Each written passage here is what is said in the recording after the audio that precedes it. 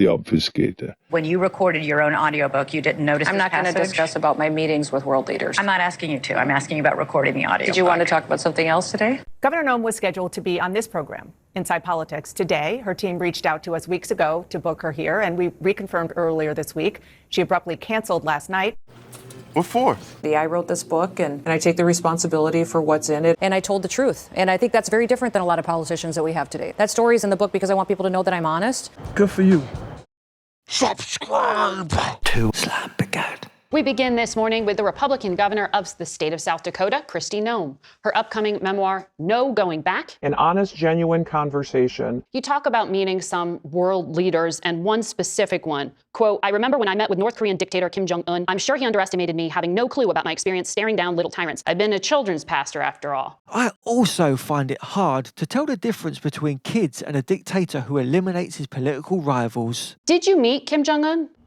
Well, you know, as soon as this was brought to my attention... Was it brought to your attention before or after you recorded your audiobook? I certainly made some changes and looked at this passage, and I've met with many, many world leaders. I've traveled around the world. As soon as it was brought to my attention. Yes, you've already said that. I'm glad that this book is being released in a couple of days and that those edits will be in place and that people will have the updated version. So you did not meet with Kim Jong Un? You know, I've met with many, many world leaders. Many world leaders. I've traveled around the world. I think I've been to North Korea. The book is called No Going Back, but it sounds like the publisher, Center Street, is going back on a couple of the details in the book. Oh, I don't believe so. Specific, excuse me? She must have forgot she already said they edited the book. What's that old saying? How do you know if a politician is lying? They edit your book. I wrote this book because politics doesn't have to be that way.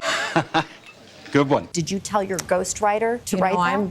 I've specifically have worked on policy for over 30 years. All you have to do is answer a simple question and you're free to go. Certainly her retelling of the story makes sense because that's kind of what Nikki Haley does. You know, she says whatever works for her.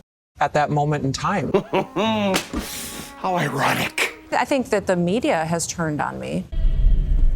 Why? And I understand that. I think that that's the part of being honest.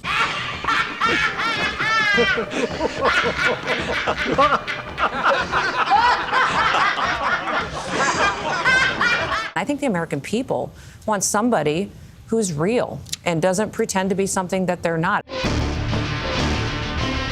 Because most politicians, they run from the truth. Kim Jong Un. Did you meet him? I've been to the DMZ. I've been to North Korea. You know, I don't talk about my conversations with world leaders. When I looked at the book and I saw that excerpt. What are you talking about?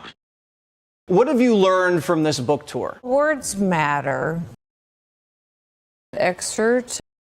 Yes, there's corruption in politics. Yeah, that's right, Einstein. Did you meet Kim Jong Un? Did you meet him? Did you meet him? I'm asking if the meeting actually happened. It's a simple question. Did you or did you not? It will be adjusted, and as soon as I became aware of it, that content was removed. I'm not like other politicians. I don't try to hide the truth.